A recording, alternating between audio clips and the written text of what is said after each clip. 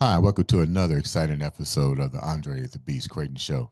Today, we're going to dive deep into a topic that pretty much this show is based around.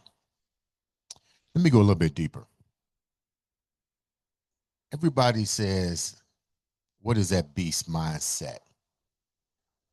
My question is not exactly what is a beast mindset, but how do we get the mindset?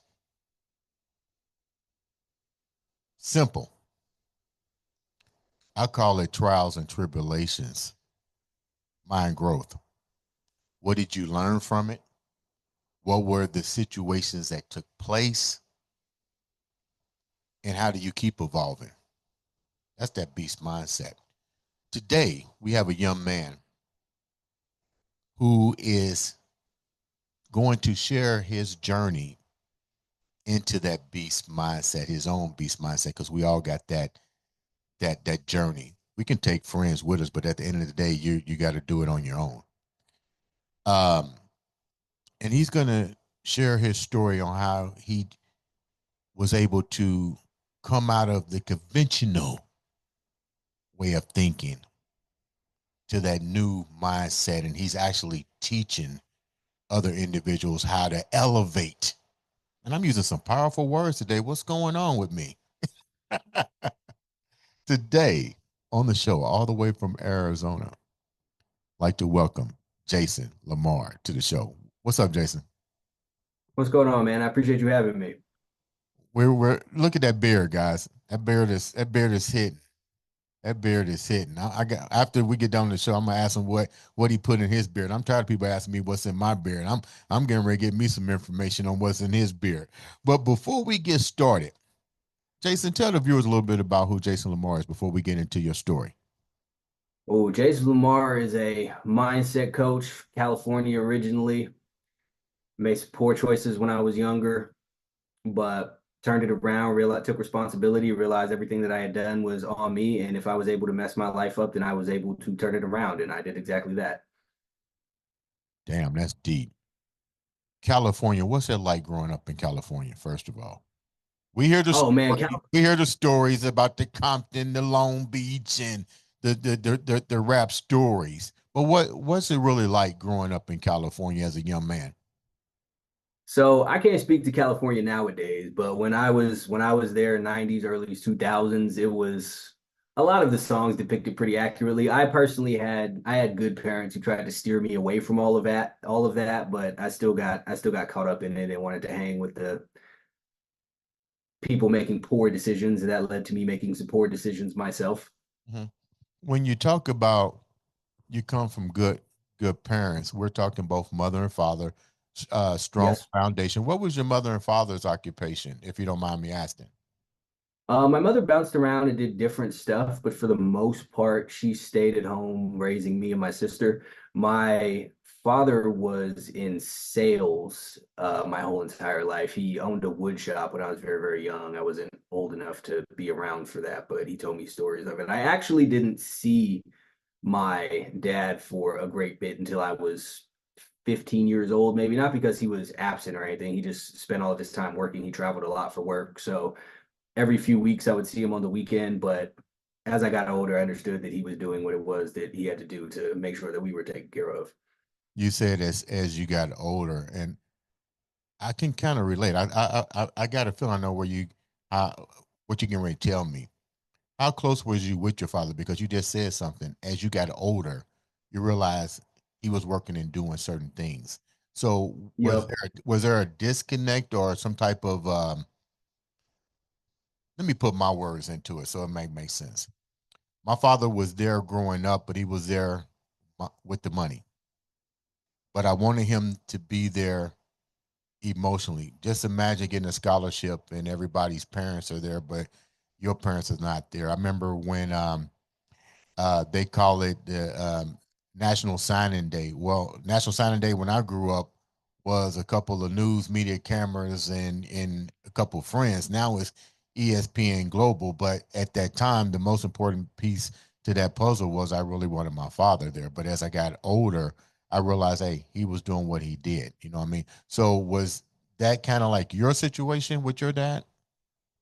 Yeah, very similar. Like I said, he traveled a lot for work, so he was constantly out of town. He would take two some odd week trips, and even during the week or whenever he was present, whenever he was working, he worked a good 2 hours away from where it was that we lived. So he would be gone before I woke up, and he would be back by the time that I was in bed. And he was much stricter than my mother. He was a disciplinarian, which I greatly appreciate now. But at the time, I resented him for that. I barely saw him, and he would just pop back up, and, tell me what I couldn't be doing or tell me what it was that I should be doing. So when I was younger, I didn't really appreciate it, but now I'm able to look back and see that a lot of where my mindset comes now is stuff that he has instilled in me or stuff that I picked up from watching and listening to him and just seeing how he conducted himself. Do you think that moving forward, a lot of the decisions or choices that you made was out of rebellion because the fact that you was questioning why you giving me things to do and being so forceful if you wasn't this is probably the mindset. I'm trying to ask you. This is probably the mindset that young men and probably females have when it comes to dealing with authority and the parents and the lack of what we consider being a parent. Yeah, no, absolutely. You're absolutely correct on that. He would come and tell me what I couldn't do or tell me who to avoid and then kind of leave again. So that was exactly the people I wound up hanging around as the people that he told me that I should avoid. I wound up doing all of the things that he told me that I shouldn't do, probably a great deal because simply he told me not to do it. What were some of the choices that you made that um now that you look back on, you go, wow. And why do you think you made them outside of that? But I know it's peer pressure too, but what were some of the choices that you did make? Oh, so man, I wanted to hang out with the gang members and the drug dealers. I listened to, all the 50 Cent was big when I was a kid, all of that. So I wanted to be a part of that. That was really what I had to look up to. Mhm. So and those were the older people. Those were the only really older people that I had access to was the people who weren't doing anything positive, but just wanted their approval. I wanted their validation. I wanted them to tell me that I was a certain way or get the head nods and the all of that. What was the consequences of following these individuals with your life growing up? Oh man, the big in all honesty, I've been arrested several times. I found myself in juvie for a little bit. I wound up on house arrest off of that and on probation for quite some time. But I think the biggest consequence, quite honestly, was the world view that I had taken away from it and how I viewed people around me and everywhere I would go, I would think that some people were having some sort of issues with me or something like that, or I was going to have a problem everywhere that it was that I went. And from looking at the world that way, I kind of manifested that and got myself into a lot more trouble than I necessarily needed to be in, simply because I was in a way looking for it. How did you wind what was the part of your life? Because you mentioned being detained numerous times in your life. I don't like using the word incarceration. Let's just call it you was detained.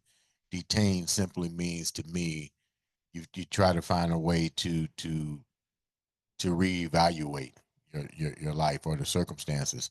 What was the one pivoting point out of these unfortunate detainments that the light bulb finally went off? What was that one spark that made you go, okay, I need to quit this shit? So the big thing for me, I was actually a little bit older, 22, maybe 23 years old. I had a friend that I met, friend that I met when I first moved to Charlotte. He had an older brother who was always in something. He was in and out of jail all of the time for various misdeeds, so to speak. And I always got along with him really well. But one day we were having a conversation and he said that I reminded him of a younger him. And I had to pause and I thought, this is not what I want my life to be, looking at how things are for you. Mhm. When he says a younger him, what was he doing that? What were you doing that made him even resort to that question? So it was a lot of conversations that we would had. It was having issues with people, or because when I was younger, the cool thing was to, not let anyone look at you away, talk to you a certain way without immediately going to some form of violence. That was the mindset at the time, I guess. And again, I wanted the approval from all of the older people that I was around telling me, yeah, you're down, you're real. You wind up leaving California to go. Did you say North Carolina? North Carolina, yeah, when I was 18. Why did you go to North Carolina from California? So my dad actually moved out there for work, but looking back on it now, it occurred to me that the reason that he even went and took that job in the first place was to get me away from what I was around. Hmm. Get you another opportunity. Did you see it as an Yeah, opportunity? Did you see it as an opportunity? at And the time, no. At the time, I was furious. I hated everything. I hated Charlotte. I hated North Carolina. I hated my parents for making me go there. And I was on probation at the time. So one of the conditions of my probation was that I had to live with them. So I didn't really have a choice in the matter.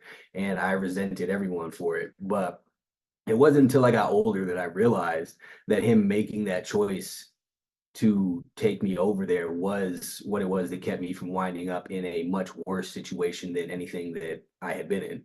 mhm, were you still making unsafe choices when you as got soon as soon as I got there, as soon it was it within a week or two, I found some people that I should not be around and immediately went to right? do things that I should not be doing. What your dad say? Look, boy, when are you going to get it through your head? Oh man, no, he kicked me out of the house as soon as he found it was I had an ounce of weed in my room that he found and kicked me out immediately. You was still were you still on probation when he put you out? I was I had just so this was 2006. I went up on probation. Towards the end of the year, he had went out to California because he was always out there on business, and he had did whatever it was that he did. He got me off of it early and got my record expunged. So I had just gotten off of probation. What happened when your dad removed you from the place of residence? Did you have an outlet to go to, or No, I wound up living at a bus stop mostly off of Albemarle and Farm Pond in Charlotte. when you're laying there? I told you I can relate. When you're laying there in the back of a car or whatever, what were some of the thoughts that was going through your head? So I was mad at everyone because at the time I was blaming everyone for the situation that I was in except for myself. Mhm. But I think different than a lot of people, I didn't just stop it there. I realized that I had to still get myself out of the situation. When you say out of it, what do you mean? I had to I had to find a place to live. I had to find a way to make money. I had to find a way to feed myself. I had to find a way to get myself a car to get myself out of the bus stop inside. How long were you homeless? 3, 4 months. Really? How did you maneuver? How did you maneuver? That's crazy. Oh man, it was Now that you look back on it, I mean, you probably like, holy shit. Like, how did you maneuver? How did you shower? How did you eat? How did you stay warm? so fortunate. The warmth wasn't too big of an issue. It was closer to summertime. But as far as showering, gym membership, there was a Dollar Tree near me at the time. This was when everything was still $1 or less there. You get a pack of hot dogs for 79 cents. Mhm. And you could just eat those. You don't have to cook them or anything like that. And but of course, at the time, my biggest focus was making sure that I had some weed to smoke, some black and mild stuff like that. So I was still focused on the wrong things. What would that, I don't know that much about recreational things. When you was doing searching for the black and miles or whatever the high, did it? How long were you temporarily comfortable with that state of mind that the drugs had you down? Very, very little. But one of the biggest issues with weed is that you smoke it. It makes you feel good about everything, or at the very least not care about your issues. So then you come down and you're like, you just want to get back to that feeling. And people always act like it's a harmless thing, but while it might not have the same health effects as cocaine or something like that, it the effects on your mind and your motivation and your desire to be better is what's really detrimental about it.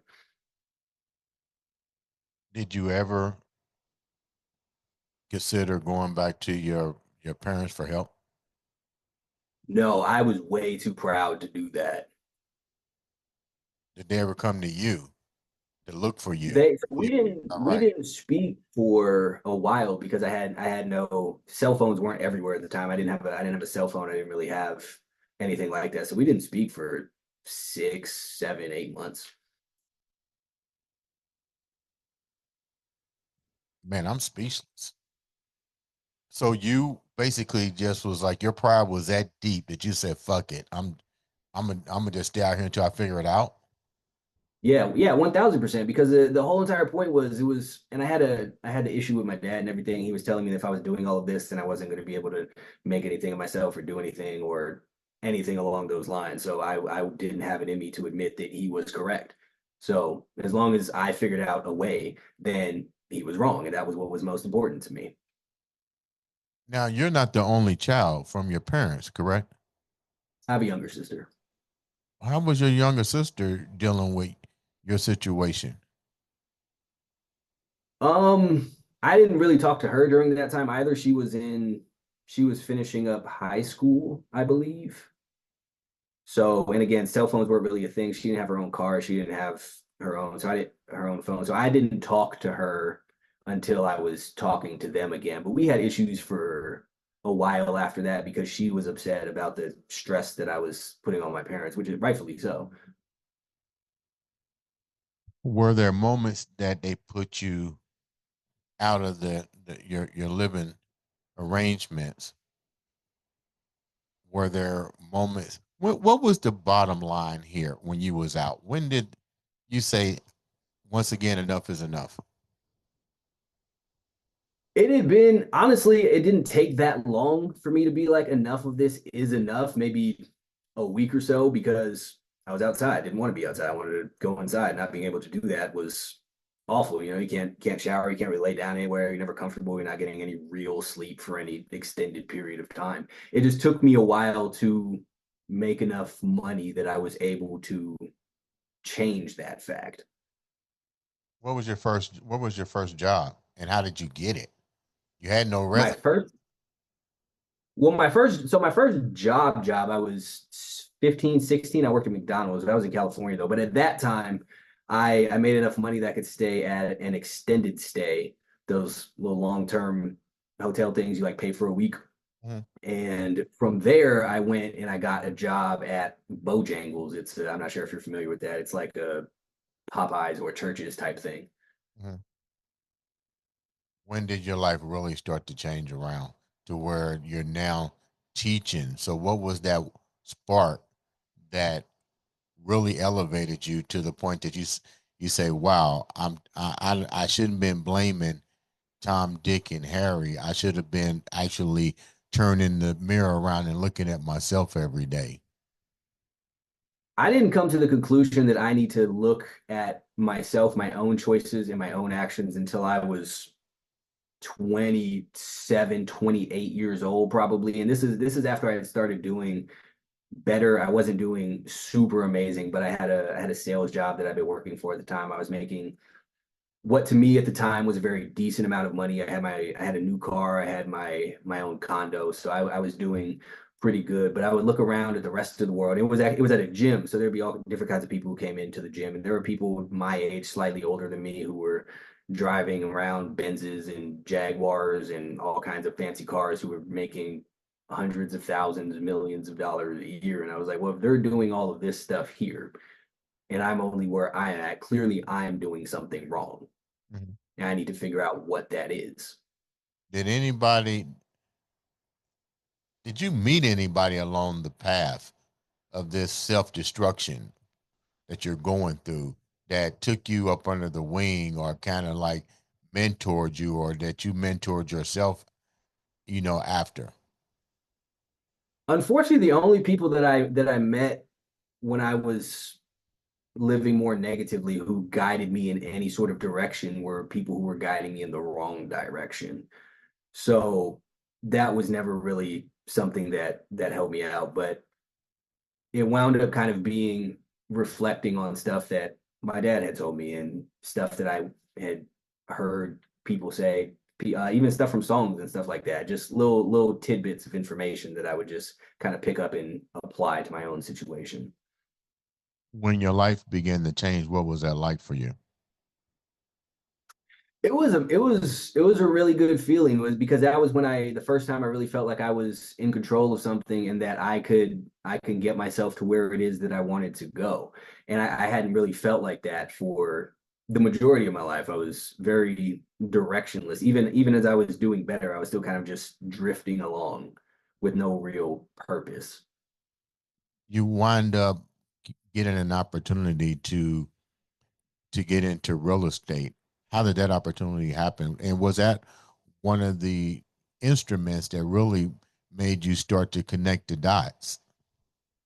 That major opportunity. So I I got into real estate when I first moved to Phoenix because it was a sales job and I had always done sales and I had heard that people made a lot of money doing real estate. So I went to go get my real estate license and I had stumbled across someone talking about real estate investment, wholesaling, flipping houses and stuff like that. Mhm. And it piqued my interest. I looked more into it. It was they were talking about flip houses with no money out of your own pocket. I came to realize that that isn't really how things worked, but that was the first thing that kind of led me to down a path of doing much better and where I really realized that there were a lot of bigger opportunities than what it was that I was aware of.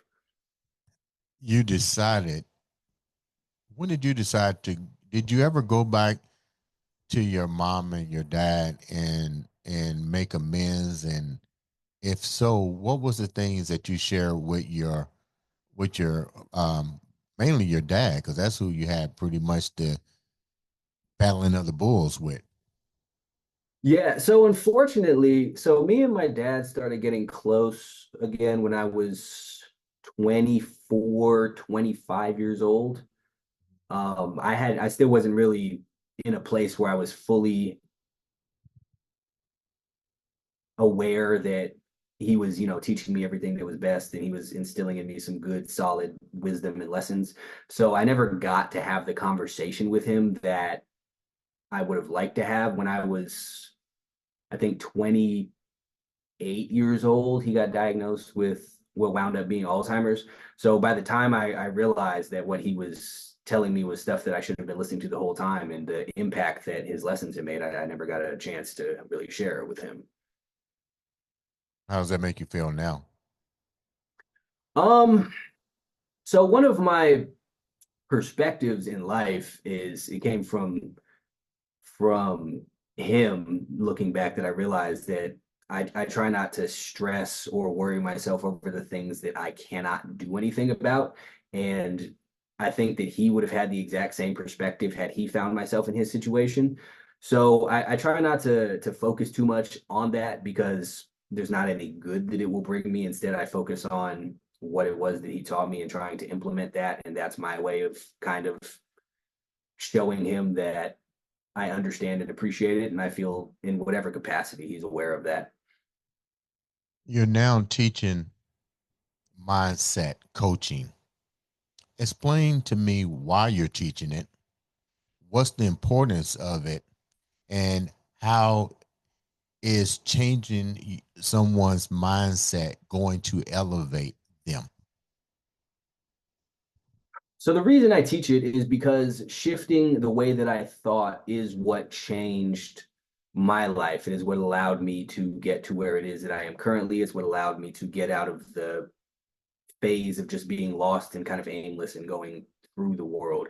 And there was a I heard Nipsey Hussle say it. I don't honestly know if his quote, but the highest human act is to inspire. And I believe that if you figured out a way to improve your life, the best thing that you can do is teach other people how to improve their life. And the more lives that you can affect, the better that you are doing, making the world an overall better place as a whole.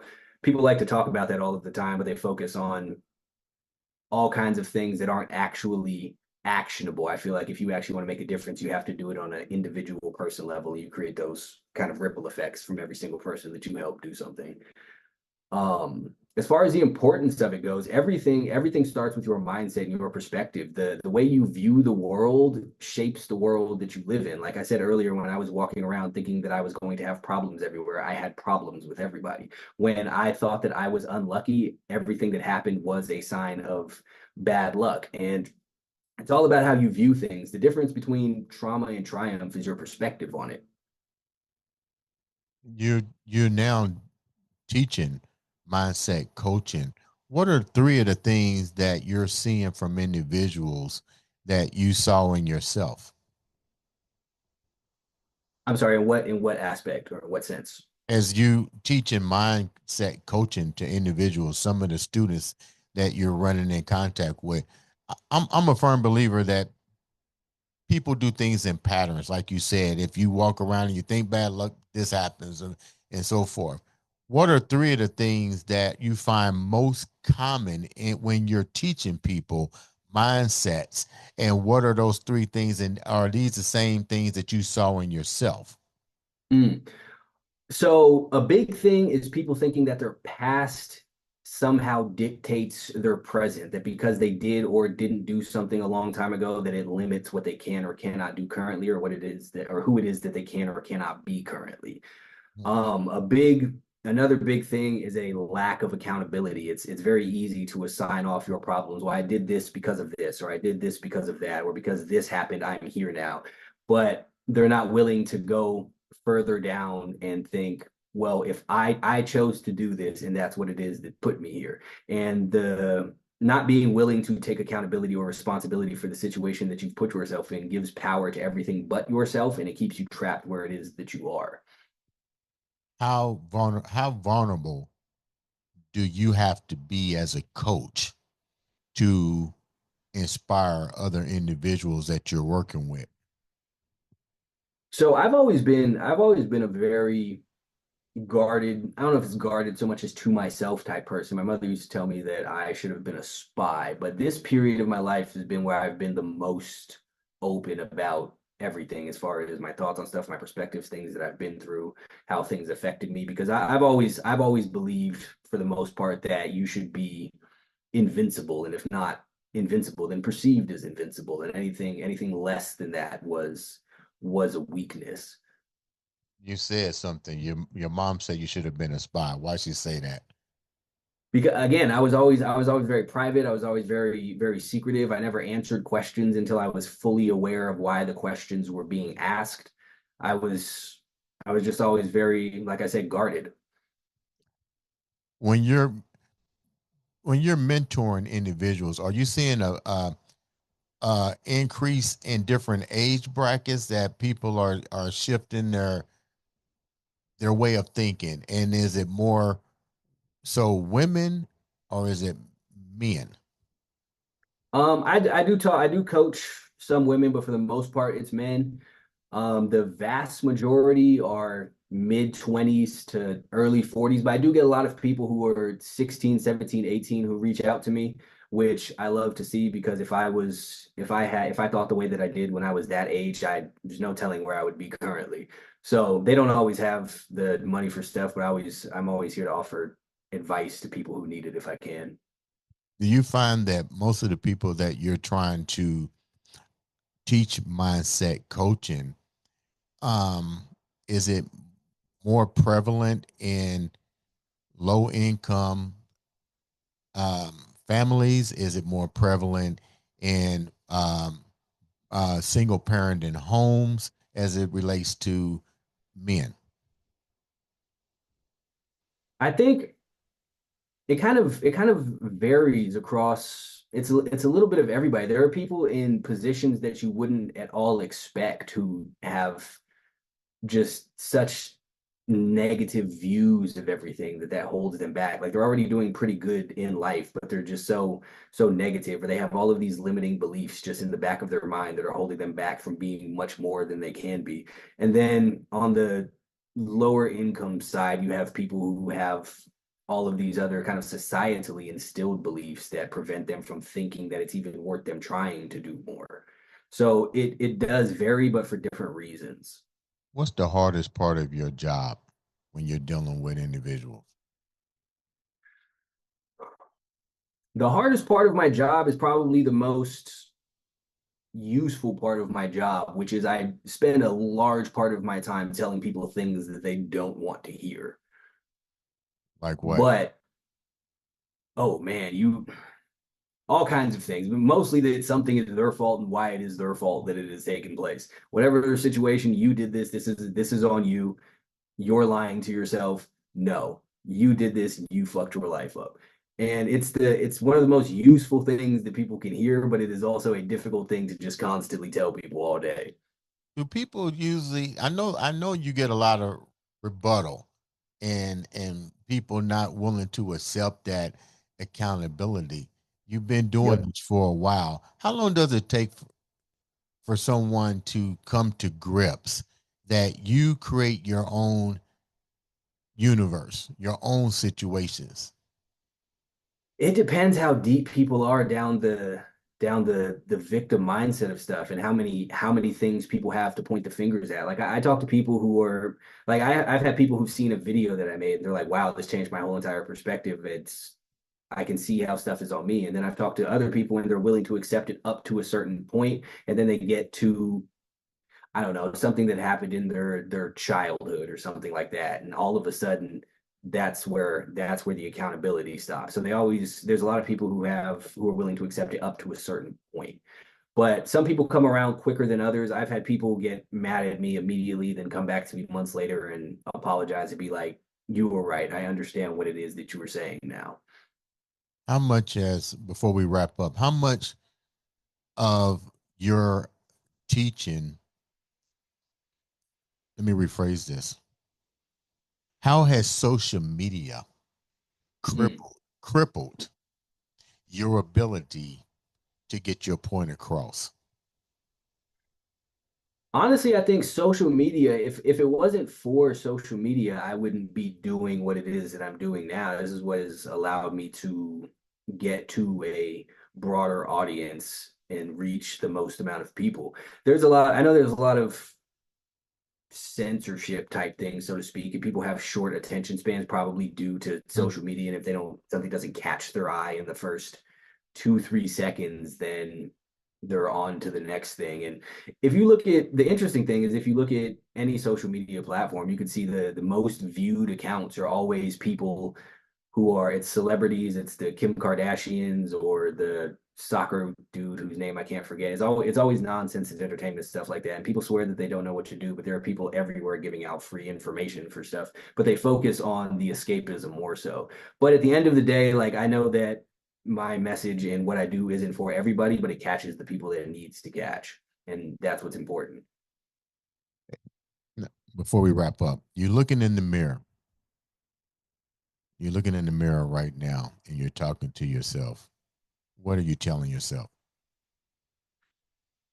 Keep going. Like, regardless, stuff is going to be hard. That's a good thing. The hard things are the better things. When I was younger, I used to want things to be easier. But when things are hard, that's when you know that you are on the right path. How can the viewers reach out to you and learn more about changing their mindset, and what kind of individuals would serve best from your program?